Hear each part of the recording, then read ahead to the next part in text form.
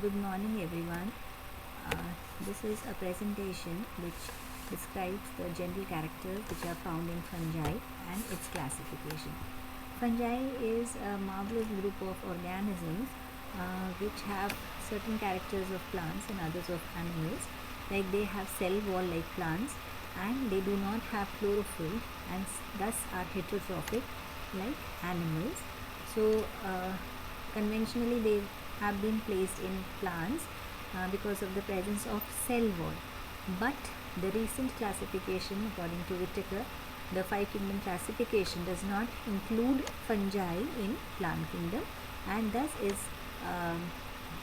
a separate separate kingdom, fungi, because it has certain characters of plants and certain characters of animals. Let us first find out the characters, general characters of fungi. So fungi are actually thalloid plants. They are included under Thallophyta. The Thallophyta group includes two types of organisms, chlorophyllous and non-chlorophyllous. Chlorophyllous are the algae and non-chlorophyllous are the fungi. So they are non-chlorophyllous thallophytes. Thallophytes means the body is not differentiated into root, stem and leaves. They are eukaryotic, filamentous, branched or unbranched, spore-bearing, asexually and sexually reproducing organisms. What exactly are fungi? So the word fungi literally means mushroom in Latin. Because the earliest known fungi were the mushrooms, the edible fungi that we know today. They were the first known fungi because they are macroscopic and can be seen with naked eyes. The other fungi which were only visible with the invent of the microscope, they were later found. So initially, since mushroom was the only known, so they were named as fungi. They are eukaryotic organisms, non-vascular cryptogams. Cryptogams are the organisms which have hidden sexual parts, that is, they do not produce seeds. And algae, fungi and bryophyta and pteridophyta, they are included under cryptogams. And the other group is the phanerogams that produce seeds, which include the gymnosperms and the angiosperms. So they are known as non-chlorophyllous thallophytes, as we've already discussed. They have undifferentiated plant body, that is, the plant body is not differentiated into root, stem and leaves. The study of fungi is known as mycology, and the scientists who study fungi are known as mycologists. General characters: fungi is a big kingdom as we know now. It is no more included in kingdom planting, and it includes about 5,100 genera and 50,000 species. They are heterotrophs because they do not have chlorophyll, so they depend on organic food from other sources for nutrition. Plant body consists of thallus, that is made up of a special type of structure that is known as hyphae, which are filaments, and these filaments aggregate to form a mesh reticulum that is known as mycelium. They can be seen everywhere provided they have a favorable environment. They can be seen in dark and moist places. Especially we come across a number of fungi during the rainy season. Very few are aquatic and mostly are terrestrial. They may be unicellular or filamentous, branched or unbranched, septate or aseptate. Septa is a partition that is found between two adjacent cells. So sometimes septa may be present, or sometimes in some members septa may not be present. So if it is not present, it is known as aseptate, uninucleate, binucleate or cenocytic. Cenocytic is a multinucleate condition. Especially in aseptate filaments, we come across this cenocytic condition because there is no septa, so all the nuclei are lying in a common cytoplasm. The filament is known as hypha and they form a net-like structure called mycelium. The cell wall, although is present, is different from the cell wall that is present in plants. In plants it is made up of cellulose, whereas here it is made up of either fungal, is made up of fungal cellulose or a insect like substance that is found in insect, that is chitin. Reserve food, since they are heterotrophs, so reserve food is glycogen, mannitol and oil droplets. Nutrition may be by a parasitic mode of nutrition or saprophytic. In parasitic mode, they require a living host for their nutrition, and saprophytic mode of nutrition is when they thrive on dead organic matter. They derive their nutrition from dead organic matter.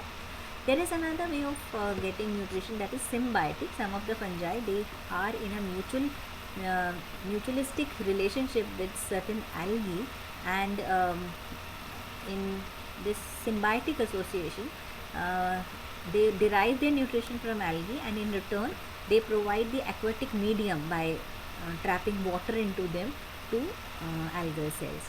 Reproduction may be vegetative, asexual and sexual, and alternation of generation is found. Now if we come to the structure of fungi, since they are eukaryotic, so they have a well defined nucleus, and other organelles are well developed in them, like endoplasmic reticulum, Golgi bodies, mitochondria and all, and ribosomes will be of ATS type. They can be unicellular or multicellular. If they are multicellular, they are filamentous. Unicellular forms like yeast, a single cell performs all the functions of the body, and when they are filamentous, we call these filaments as hyphae. They may be septate or aseptate. Aseptate when they do not have any partition between the cells. When they are septate, the septa may be primary or adventitious. Primary, which is present right from the beginning of the life cycle, or adventitious when it develops at later stages. See, this is a diagram of a single cell, yeast cell. This is a unicellular organism which has all the organelles, like you can see a nucleus, green colored nucleus is there, pink colored Golgi apparatus is there, vacuoles are there, then plasma membrane and cell wall are there. So all the organelles are present in them, and the single cell performs all the functions. Fungal cell wall, it is present in all the types of fungi except for the members of Myxomycotina. We call them slime molds. They do not have cell wall. Otherwise, the Eumycotina members, Eumycotina are the true fungi, because they have a cell wall which is made up of chitin, which is a polymer of N-acetyl glycosamine. They form the cellulose and chitin which are present, they form microfibrillar units, and besides these, pectin, proteins, lipids, cellulose, callose and minerals are present along in the cell wall. The fungal tissues, since unicellular like yeast cells, they do not have any organization into a tissue system, but the hypha which are present, especially in higher fungi, they organize into tissues, and these tissues are known as plectenchyma. Plectenchyma can be of two types, prosenchyma and pseudoparenchyma. Pseudoparenchyma, because we cannot call it parenchyma because this is a tissue system. Parenchyma, this tissue is a well organized tissue system, but since this appears to be like a parenchyma, so we call it pseudoparenchyma. They can be sclerotia or stroma. Then rhizoids may be present, rhizoids or rhizomorph, because true roots are absent, they are not having true roots, but rhizoids and rhizomorphs which perform the function like roots in some members, like in Neuker rhizoids are present, in Rhizopus rhizoids are present. Aprosoria are special structures which help in penetration, the penetration of the spores into the host tissues, and Haustoria are the special structures which are found to extract nutrients from the living host tissues without rupturing them. Nutrition can be parasitic, saprophytic or symbiotic. Now in parasitic and saprophytic mode, they can be obligated or facultative kind of nutrition. Obligate parasites are the parasites which do not have any other mode, means they can only thrive on living organisms, they can only derive their nutrition from living hosts.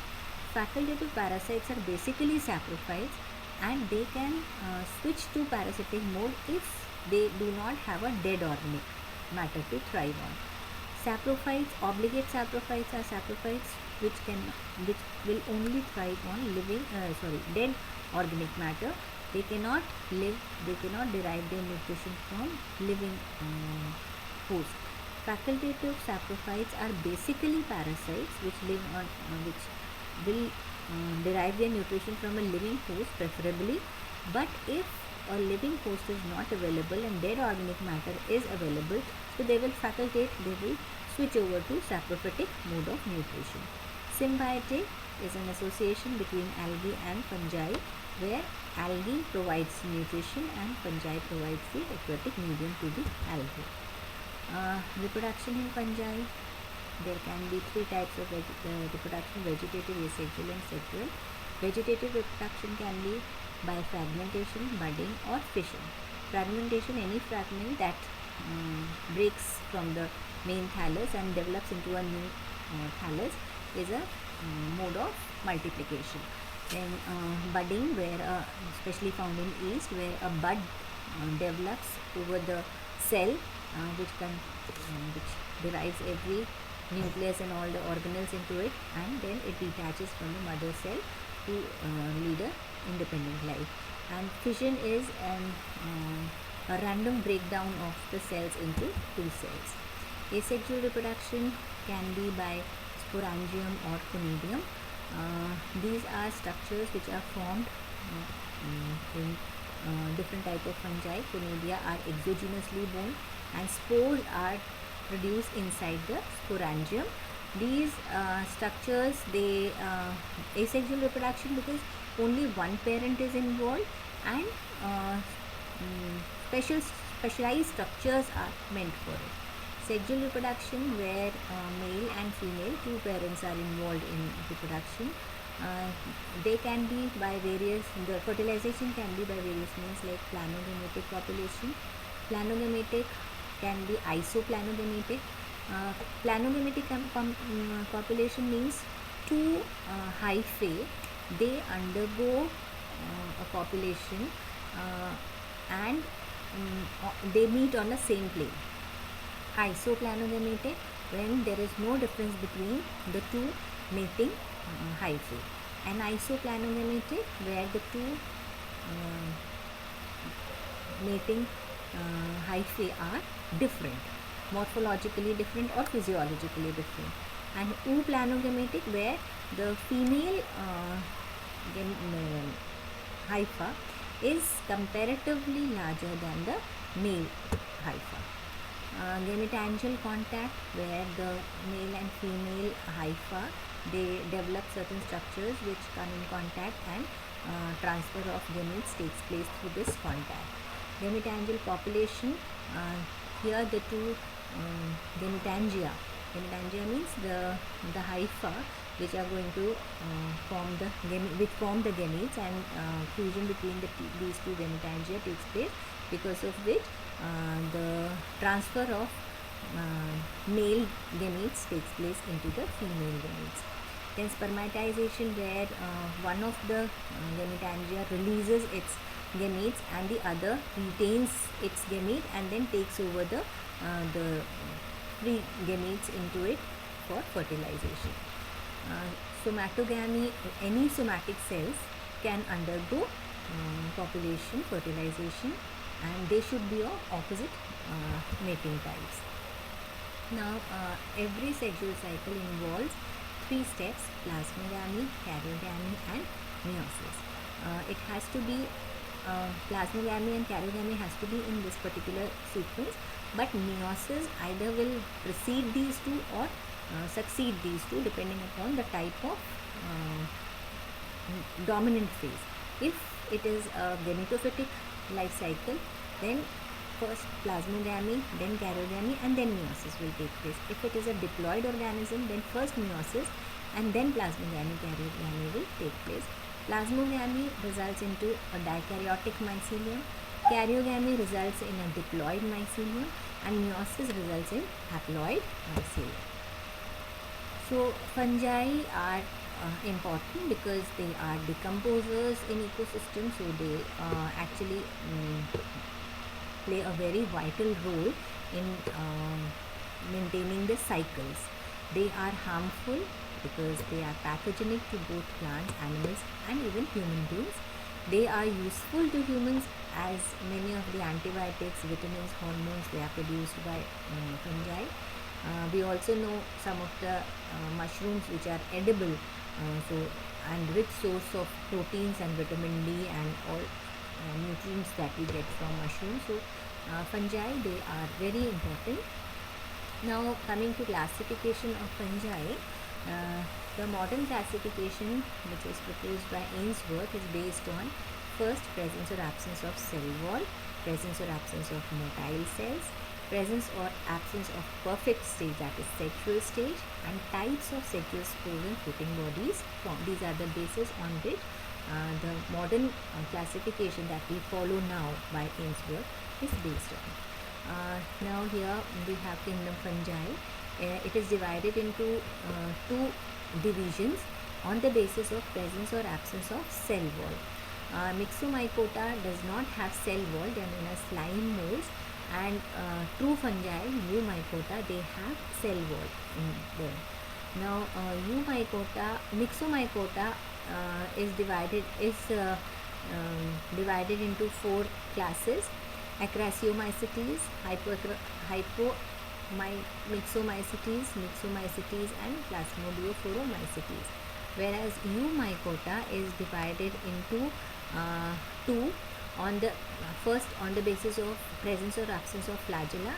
Mastigomycotina subdivision is comprises of members which have flagella, where the one or the other phase of the life cycle has a motile cell in them, while the others do not have. Now they include Zygomycotina. Zygomycotina have fruiting bodies, or the zygote that is present forms zygospores, or we can say the sexual spores are formed as zygospores.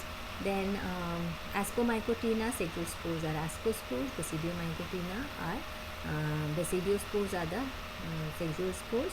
And Deuteromycotina, where they are not, the members do not have sexual cycle in them. Either they do not have, or they are not known so far.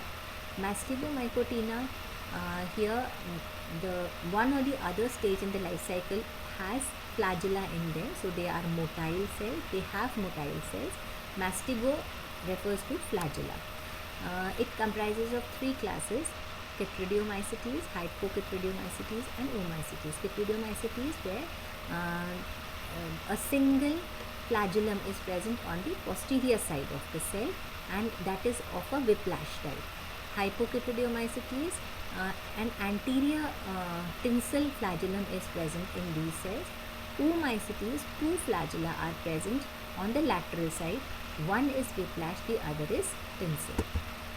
Zygomycotina, it includes two classes: Zygomycetes and Trichomycetes. Zygomycetes, where mycelium is immersed into the host cells, and they are saprophytic. Rhizopus, the bread mold commonly that we come across during rainy season, is a member of Zygomycetes. Trichomycetes, they are generally parasites on arthropods.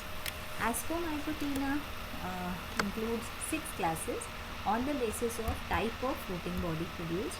Hymenomycetes, there is no fruit. The fruiting body here is known as ascocarp, means ascospores, they are produced inside the fruiting body, that is ascocarp.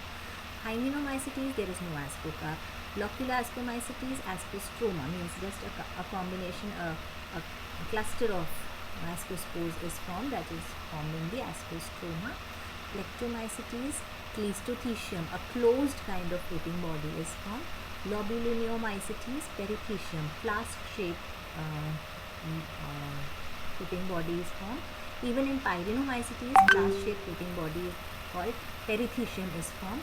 But the difference between these two, Spirinomycetes generally produces symptoms in plants or diseases in plants, whereas Lobulinomycetes forms infections in arthropods. They exist as exoparasites. Discomycetes, cup-shaped fruiting body, apothecium is formed. Basidiomycotina, here three classes are there on the basis of which type of fruiting bodies. Here fruiting bodies known as basidiocarp. Basidiospores are either produced inside or outside the basidium, and if basidiocarp is not formed, then the class is Teleomycetes. Here the teleospores are grouped in surae. Surae means groups or scattered, and they are generally parasites on vascular plants. Hymenomycetes are fungi which produce basidiocarp, but here the hymenium is exposed, so they are known as Hymenomycetes. Gastromycetes, here also basidiocarp is present, but hymenium is enclosed inside the basidiocarp. Deuteromycotila, as these are the members which do not have sexual reproduction known, and they generally are also known as fungi imperfecti, because only the imperfect stage or the asexual cycle is known in them. Here we have a collection of fungi on the basis of just the type of spores that are produced, so we call them form class. Form class: Blastomycetes, Hyphomycetes and Coelomycetes. Blastomycetes, they have budding cells. Reproduction takes place by budding with or without pseudomycelium.